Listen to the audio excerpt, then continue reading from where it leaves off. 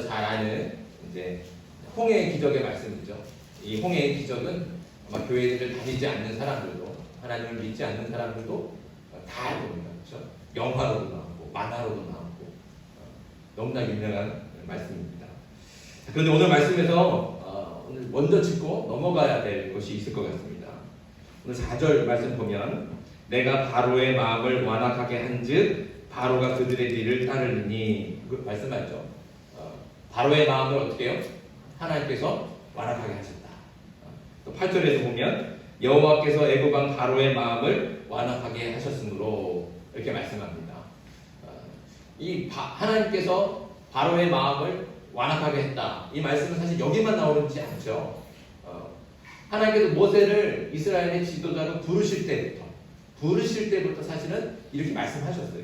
출애굽기 4장에 보면 4장 21절에 여호와께서 모세에게 이르시되 내가 애굽으로 돌아가거든 내가 네 손에 준 이 이적을 바로 앞에서 다 행하라. 그러나 내가 그의 마음을 완악하게 한즉 그가 백성을 보내주지 아니하리니. 이 말씀대로 하나님께서 애굽에 재앙을 내리시죠. 그렇게 내리실 그때마다 어떤 말씀이 반복이 됩니까? 하나님께서 바로의 마음을 완악하게 하셨다.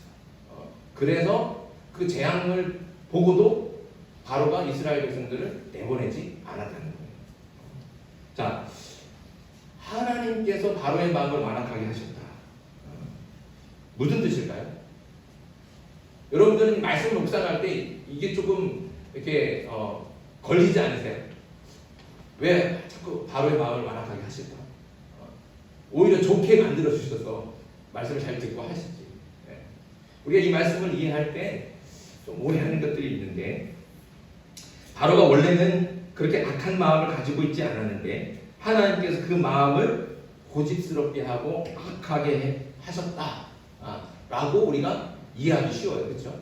이 문장을 그대로만 이해한다면 원래 바로는 그럴 마음이 없었는데, 그렇잖아요. 원래 그럴 마음이 없었는데 하나님이 바로의 마음을 완악하게 만들었다는 거죠. 그래서 하나님의 말씀을 거역하게 하고 또 이스라엘 백성들을 내보내주지 않았다.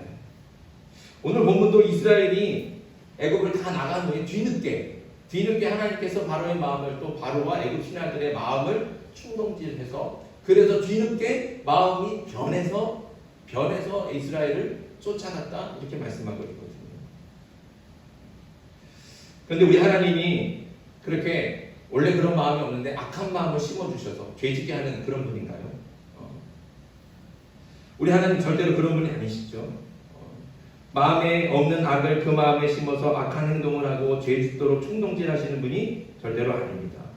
자, 그럼 하나님께서 바로의 마음을 완악하게 하셨다, 이것은 어떤 뜻일까요? 왜 이런 표현을 쓰고 있을까요? 바로가 하나님의 말씀을 거역하고 이스라엘을 내보내지 않은 것, 그것은 다른 누구의 책임이 아니에요. 바로의 탐욕과 완악한 마음이 그렇게 만들어가는 거예요. 그러니까 다른 누구의 책임이 아니라는 겁니다. 그러니까 바로의 완악한 말과 행동은 바로의 완악한 성품에서 나오는 겁니다. 그는 원래 완악한 사람이라는 것이죠. 하나님께서 그를 그렇게 만든 것이 아니라 그는 성품이 그렇게 탐욕스럽고 거만하고 완악한 사람, 그 사람이 바로 바로라는 것이죠. 다만 하나님께서 이스라엘을 애굽에서 건져내시는 구원 사역을 위해서 바로의 그 완악함까지도 하나님께서는 사용하고 계신다는 겁니다. 그런 의미에서 바로의 완악함마저도 하나님의 섭리와 계획 안에 있기 때문에 하나님께서 바로를 완악하게 하셨다, 이렇게 표현하고 있는 겁니다. 지난주일 설교 시간에도 말씀드렸지만 하나님께서는 우리의 어떤 감정이나 우리의 선택이나 이런 것들을 무시하시는 분이 아니에요. 우리를 로봇처럼 조정하시는 분도 아니고요. 우리를 인격적으로 존중하셔서 우리의 선택과 결정도 있는 그대로 인정하시는 분입니다. 그런 자유를 우리에게 주셨다. 그래서 그 자유가 완전한 자유인 것은 어떻게 해요? 하나님의 말씀을 거역할 자유까지도 우리에게 허락하시기 때문에 완전한 자유라는 것이죠. 그 선택과 하나님의 말씀을 거역하고 불순종할 선택마저도 우리에게 주시고 그 선택과 결정에 대해서도 하나님께서 존중하신다는 거죠. 대신 그 선택과 결정에 대해 책임은 누가 지는 겁니까? 당연히 그 선택을 한, 그 결정을 한 사람이 지는 거예요.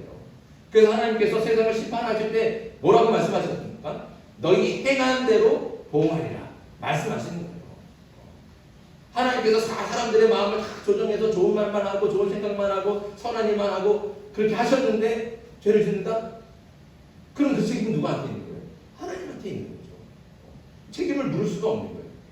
근데 하나님께서는 하나님의 형상대로 사람을 만드셔서 우리의 선택과 우리의 의사와 결정들을 존중하시는 거예요.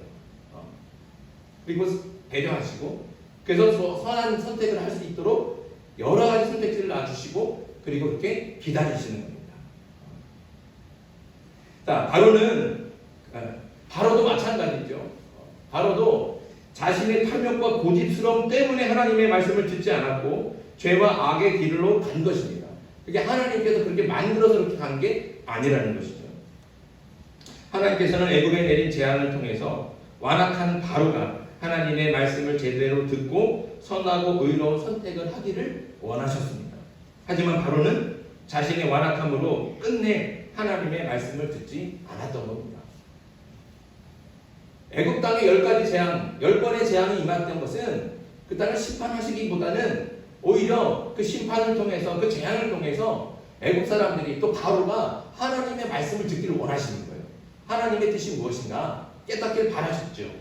그런 기회를 주신 거예요. 그런데 바로는 끝내 어떻게 해요? 자신의 완악함을 택하는 거예요. 자신의 탐욕과 그 악함을 가지고 이스라엘 백성들을 더 괴롭게 하고 그래서 내보내지 않았던 겁니다. 그렇게 하나님의 말씀을 듣지 않았다는 것이죠. 하지만 그렇게 바로가 완악함 때문에 그 완악함, 하나님께서 그렇게 재앙을 내렸는데도 바로가 하나님의 말씀을 듣지 않아서 하나님의 구원 사역이 방해를 받았나요? 아니면 실패를 했나요? 그러지 않잖아요. 하나님은 그런 바로가 그렇게 완악하게 나올 때를 미리 대비하시고 준비하고 계셨던 겁니다. 그러니까 하나님께는 모든 것이 다 하나님의 계획 안에 있는 거예요. 그러니까 그럼 이 말은 조금 다른데 지난주 설교 시간에도 말씀드렸지만 나 뭐 그럴 줄 알았어 하고 미리 아는 게 아니라 그런 의미에서 알았다는 게 아니라 하나님께서는 우리가 어떤 선택을 할지를 다 열어주시는 거예요. 하나님의 말씀을 들을 때도 듣지 않을 때에도 또 듣지 않아서 어떻게 행할지도 다 선택지를 열어주시고 그 선택지마다 다 하나님께서 계획을 갖고 계신 거예요. 그래서 전능하신 분이에요. 그래서 모든 것을 아시는 분이라는 거죠. 그런 의미에서 바로에게도 그렇게 열어주십니다. 10가지 계약을 통해서 하나님께서 바로가 하나님의 말씀을 듣기를 원하셨어요. 깨닫기를 바라셨죠. 그러나 바로는 끝내 하나님의 말씀을 거역하는 길로 죄와 악의 길로 갔던 겁니다. 근데 그것으로 인해서 하나님의 구원 사역이 방해를 받거나 그것으로 실패를 하거나 그러지 않죠. 하나님께서는 거기에 대해서도 다 대비하시고 계획을 가지고 계셨던 겁니다. 그래서 우리가 오해하면 안 되는 것이 애굽에 내릴 재앙이 원래부터 10개다 딱 정해놓으신 게 아니에요. 정해놓으신 게 아니고 만약에 네 번째 재앙, 파리 재앙인데 바로가 마음이 동해갖고 정말 하나님 앞에 무릎 꿇고 하나님 정말 잘못했습니다. 용서해 주십시오. 진실하게 고백하고 정말 하나님의 뜻을 알았다면 그래서 이스라엘 백성들을 내보내주고 그렇게 하나님께로 돌아왔다면 하나님 또 거기에 맞는 계획들을 다 갖고 계셨을 겁니다. 그렇게 하나님께서는 모든 계획 안에 하나님의 손 안에 그것들을 다 쥐고 계신 겁니다. 하지만 바로는 자신의 완악함 때문에 하나님의 말씀을 듣지 않고 이스라엘을 보내지 않았습니다. 하나님께서는 그런 바로의 완악함에 맞는 계획과 섭리도 가지고 계셔서 바로의 선택과 결정에 맞게 또 이스라엘을 선한 길로 인도하셨던 겁니다. 그리고 바로의 그 완악함, 그 완악함의 결과는 뭐예요? 오늘 말씀이 그 바다에 군대가 다 홍해 바다에 수장되지 않습니까? 그렇게 사람들이 그 바다에 수장된 것이 하나님께서 그 애굽 사람들의 마음을 완악하게 만들어갖고 원래 그럴 생각이 없었는데 뒤쫓아갈 생각이 없었는데 하나님께서 그렇게 만들어갖고 그걸 바닷속에 수장시켰다 라고 하는 사람들이 있어요. 실제로 그래서 하나님을 비난하고 믿지 않는 사람들이 이런 것들을, 이런 말씀들을 이렇게 빌미로 삼아서 우리를 공격하기도 하거든요. 근데 그런 뜻이 아니라는 거예요. 절대로 그런 뜻이 아닙니다. 이거는 그렇게 애굽 사람들, 바로와 애굽의 신하들과 그 군대가 그 홍해 바다에 수장될 수밖에 없었던 거는 뭐예요? 누구 때문이에요? 자신들의 완악함. 자신들의 완악함. 탐욕스러움. 그 죄악 때문에. 그것 때문에 그렇게 바다 가운데 수장될 수밖에 없었던 겁니다. 그래서 세상의 악이 아무리 강력해 보여도, 온통 악이 세상을 지배하는 것 같이 보여도 결국 하나님의 선하시고 의로우신 계획과 섭리 안에 있는 겁니다. 그러니까 그 악만 보면서 세상이 어찌 이런가 한탄하고 원망하고 절망할 필요가 없는 거예요. 하나님의 손 안에 있을 뿐이고, 그래서 그 어떤 악도 하나님을 절대로 이길 수가 없는 겁니다. 그래서 하나님께서 바로를 완악하게 하셨다 하는 이 말씀은 하나님이 바로를 충동질했다거나 원래 바로는 그런 사람이 아닌데 하나님 때문에 완악해졌다 이런 뜻이 절대로 아닙니다.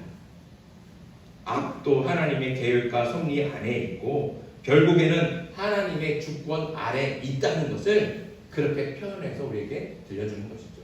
그러니까 여러분들이 오해하지 않기를 바랍니다. 그래서 사실 이 바로의 마음을 완악하게 했다 이 말씀이 사실 앞에부터 나와서 몇 번을 한번 이거를 같이 말씀을 나누고 넘어갈까 하다가 이제 오늘 이제 마지막을 통해서 말씀을 나눴던 겁니다. 그러니까 하나님의 손 안에 악도 주관하신다. 그 대신 그 악을 뭐 사람들 마음에 이렇게 심어주고 그래도 너는 악한 짓을 하게 만들었다 그런 뜻이 아니에요. 절대로 그런 뜻이 아니고 악마저도 하나님의 주권 아래에 있다는 것. 그래서 결국에는 어떻게 하나님께서 반드시 심판하신다는 것. 그러니까 그것을 꼭 기억하시고 세상이 아무리 악하고 그 악이 세상에 판을 쳐도 너무 실망하거나 좌절하지 마십시오.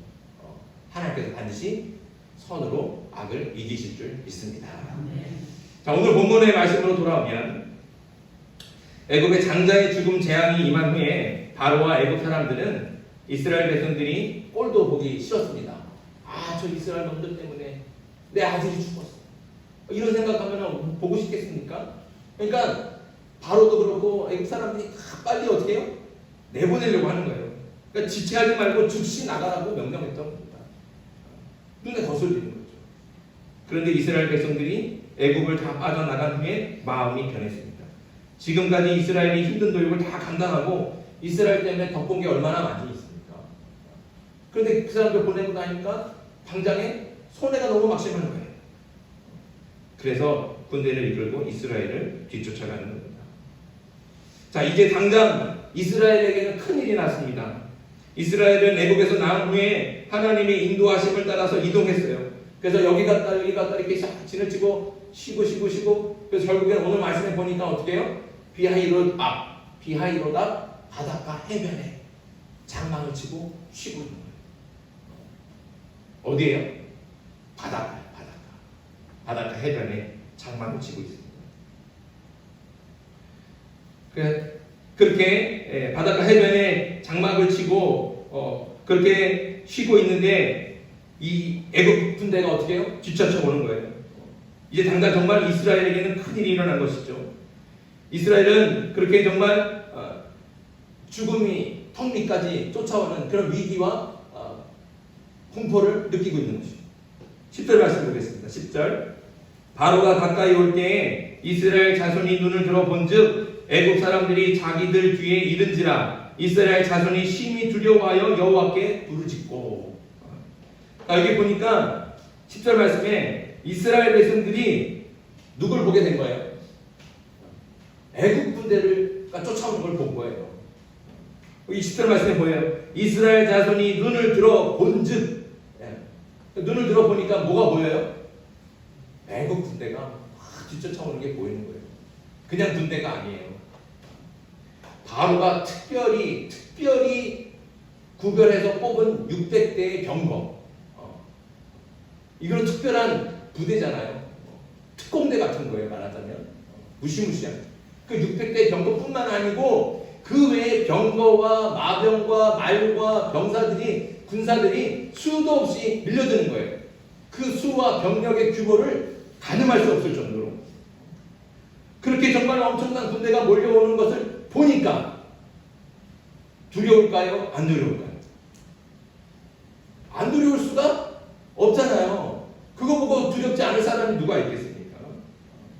게다가 이스라엘 앞에는 바다가 가로막고 있습니다. 한 발자국도 앞으로 나아갈 수가 없어요. 거기는 이제 막다른 길입니다. 또 이스라엘에는 수많은 어린이와 노인들까지 그리고 가축까지 있어요. 도망치려고 해도 빠르게 도망칠 수가 없습니다. 이런 상황만 놓고 보면 이스라엘이 두려워할 수밖에 없는 것 같습니다. 그게 두려워하는 것은 당연한 거라는 거죠. 그 자리에 누구라도 갖다 놓으면 그렇게 두려워할 수밖에 없을 거예요. 그렇게 정말 수많은 군대가 먼지를 일으키면서 말소리는 거 막 따닥따닥 소리는 거땅 진동하듯이 물려 들리는데 어떻게 안 두려웠겠습니까? 하지만 이스라엘이 봐야 될 것은 애국 군대만이 아니라는 것이죠. 이스라엘 앞에는 지금 뭐가 있습니까? 이스라엘 앞에 뭐가 있어요? 구름 기둥이 있잖아요. 구름 기둥이 애굽에서 나올 때부터 낮에는 구름 기둥이, 밤에는 불 기둥이 이스라엘을 지켜주고 인도하는 거예요. 그 한낮에 그 뜨거운 태양빛, 그 구름 기둥이 가려주잖아요. 그러니까 한낮에도 그렇게 걸어서 광야를 지날 수 있는 거예요. 근데 그 앞에 그 구름 기둥이 있어요. 오늘 말씀에 보면 그 구름 기둥과 함께 하나님의 천사도 있거든요. 근데 이스라엘 사람들은 뭐만 보는 거예요? 뒤쫓아오는 애국 군대만 바라보는 거예요. 이 구름 기둥이라는 것은 그냥 단순히 구름 기둥이 아닙니다. 그것은 하나님의 임재입니다. 애국의 재앙이 임할 때마다 이스라엘은요 털끝만큼 또 상하거나 다치지 않았습니다. 온 땅에 애국 온 땅에 우박이 내렸을 때도 또 흑암이 그 땅을 덮쳤을 때에도 그리고 사람이든 가축이든 처음 난 사람들은 처음 난 그 첫째는 다 죽었을 때 그 죽음의 재앙이 임했을 때도 이스라엘은 어떻게 했어요? 상하지 않았어요. 털끝만큼도 다치지도 않고 상하지도 않고 누가 하나 죽은 사람이 한 사람도 없습니다. 왜요? 왜 그렇습니까? 하나님께서 지켜주셨습니다. 이스라엘은 그걸 애굽에서 이미 경험하고 나왔잖아요. 이스라엘은 다 그것을 경험하고 나온 거예요. 하나님께서 어떤 상황에도 지켜주신다.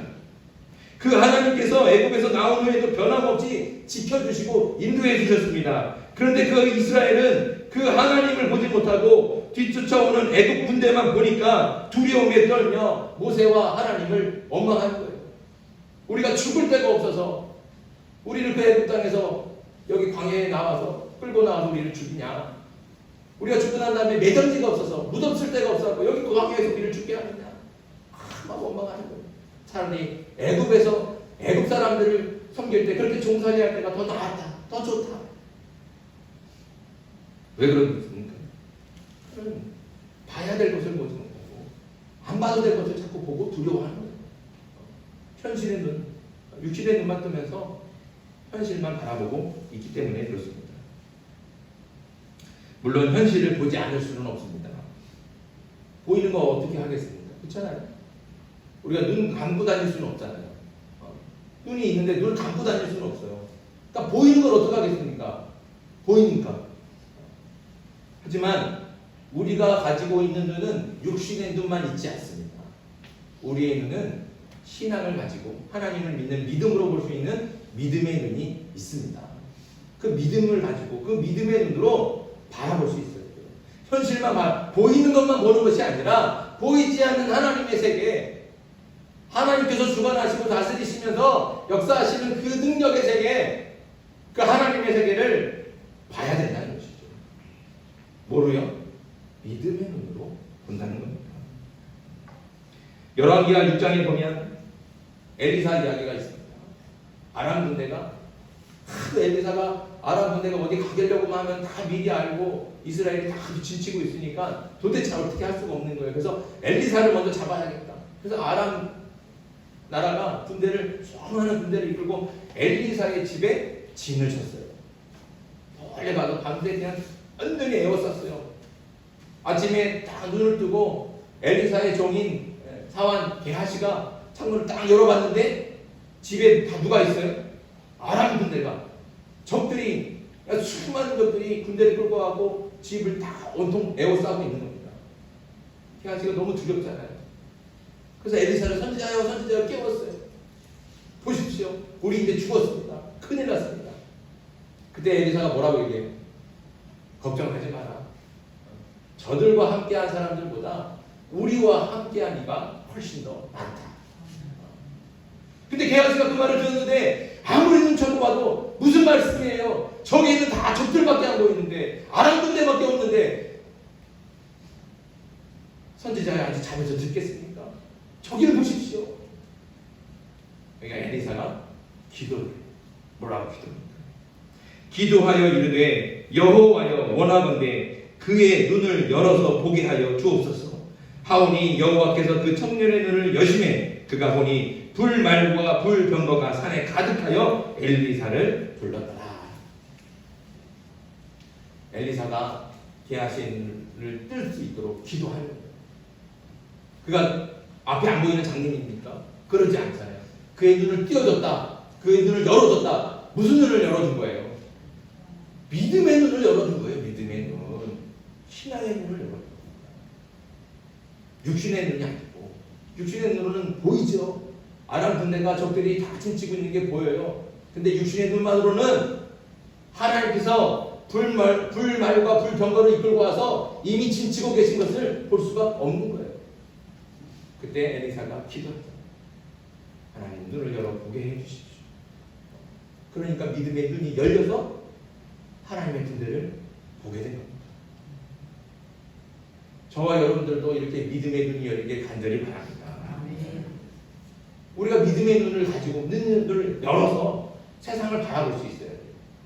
세상 사람들과 똑같이, 믿음 없는 사람들과 똑같이 힘들면 뭐 환율 떨어졌느니, 주가 떨어졌느니, 맨날 안 좋은 집값 떨어졌느니, 안 좋은 소리 많이 하죠. 맨날 절망과 아픔과 고통과 고난과 도대체 이 고난이 언제 일어날지 암담한 현실만 보이죠. 그러나 우리에게는 믿음의 눈이 있습니다. 믿음의 눈을 뜨고 하나님께서 역사하시는 그 은혜의 그 세계, 하나님의 세계를 바라볼 수 있기를 간절히 소망합니다. 그럴 때 이 고난 속에서도 우리가 희망을 찾게 되고 환난 중에도 우리가 소망을 갖게 되는 거예요. 그러니 늘 믿음의 눈을 쓰시길 간절히 바랍니다. 이 믿음의 눈이 안 떠지면 안 되잖아요. 그러니까 기도하는 거예요. 엘리사가 기도하지 않습니까? 엘리사가 기도하니까 열어주시지 않았어요. 그러니까 우리도 기도합시다. 하나님, 전 아무리 두시고 봐도 믿음의 눈이 안 열려요. 안 보여요. 열어주십시오. 열어주세요. 기도하고 간구할 때 하나님께서 게하시의 눈을 열어주신 것처럼 우리의 믿음의 눈도 열어주실 줄 믿습니다.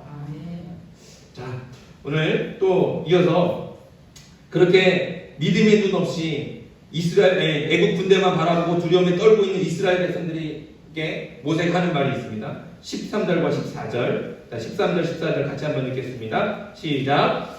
모세가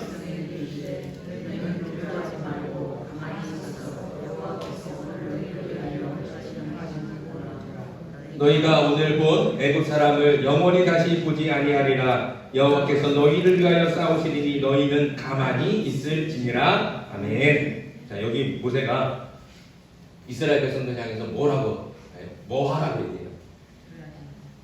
뭐 하라? 뭐 하라? 그렇죠. 가만히 서서 봐라. 가만히 서서 봐라. 모세가 이렇게 이스라엘 백성들에게 하는 말입니다. 그런데 그 다음 절 15절과 16절, 근데 하나님께서 하시는 말씀이에요. 자, 15절 16절도 같이 있습니다. 시작. 여호와께서 모세에게 이르시되 너는 어찌하여 내게 부르짖느냐? 이스라엘 자손에게 명령하여 앞으로 나아가게 하고 지팡이를 들고 손을 바다 위로 내밀어 그것이 갈라지게 하라. 이스라엘 자손이 바다 가운데서 마른 땅으로 행하리라. 아멘. 이 말씀 어떻게 들리십니까? 모세는 이스라엘 백성들 향해서 가만히 서서 있어봐. 가만히 서 있어. 그러잖아요. 근데 하나님께서 뭐라고 그래요? 오히려 모세를 지금 호통치잖아요. 여호와께서 모세에게 이르시되 너는 어찌하여 내게 부르짖느냐. 하나님을 찾지 말라. 그래서 뭐예요? 빨리 너 할 걸 해라. 이스라엘 백성들은 앞으로 나아가게 하고 너는 두 손을 들고 지팡이를 들고 바다를 향해 손을 들고 기도하고 할 게 있다는 거예요. 근데 모세는 자꾸 뭐라고 그랬어요? 가만히 서서 봐라. 저는 말씀을 묵상하면서 이게 좀 새롭게 들리더라고요. 새롭게 들렸어요. 모세는 이스라엘 백성들에게 가만히 서 있으라 그랬는데 하나님께서는 앞으로 나아가라고 분명히 말씀하고 있습니다. 하나님의 기적은 그냥 가만히 기다리기만 하면 기적이 오지 않습니다. 기적을 행하시는 분은 분명히 하나님이시지만 하나님이 하실 일이 있는 것처럼 사람에게도 할 일이 있다는 거예요. 그냥 감 떨어지겠지. 감이 떨어질 줄 믿습니다. 밑에 하고 입 벌리고 있으면 물론 언젠간 떨어질 수도 있겠죠. 근데 그건 하나님이 일이 아니잖아요. 그렇죠? 하나님께서는 홍해를 완전히 둘로 갈라서 바닥이 완전히 드러난 다음에 바다를 건너게 하신 게 아니에요. 여기 말씀을 보세요. 일단 앞으로 가라는 거예요.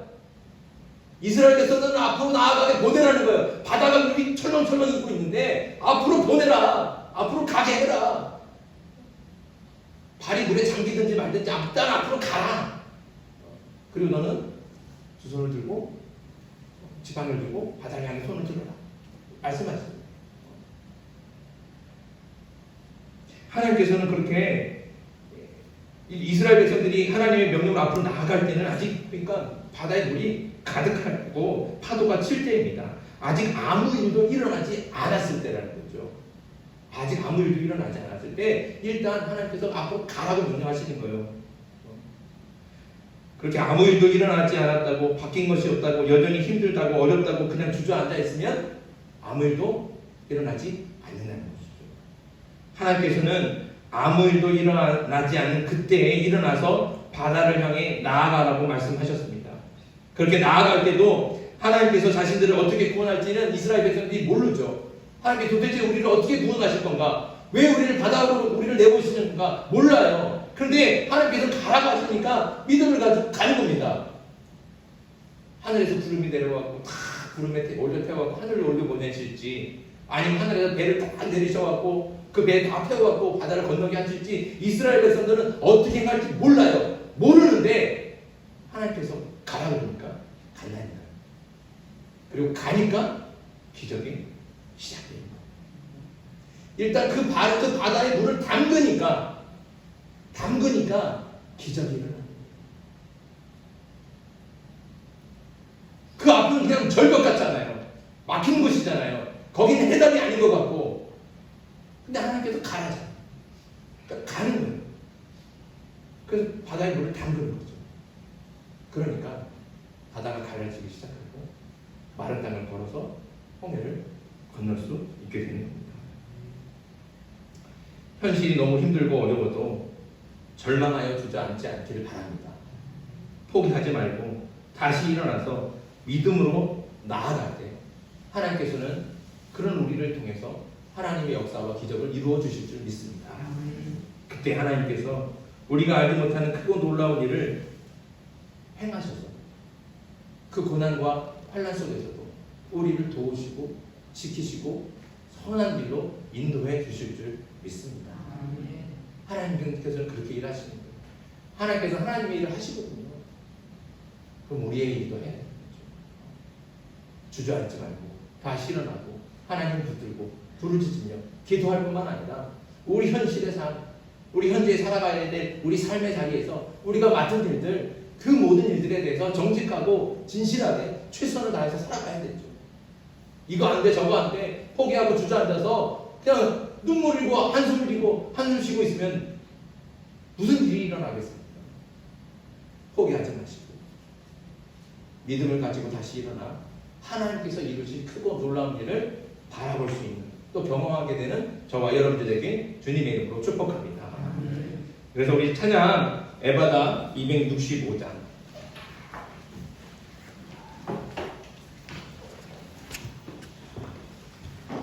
260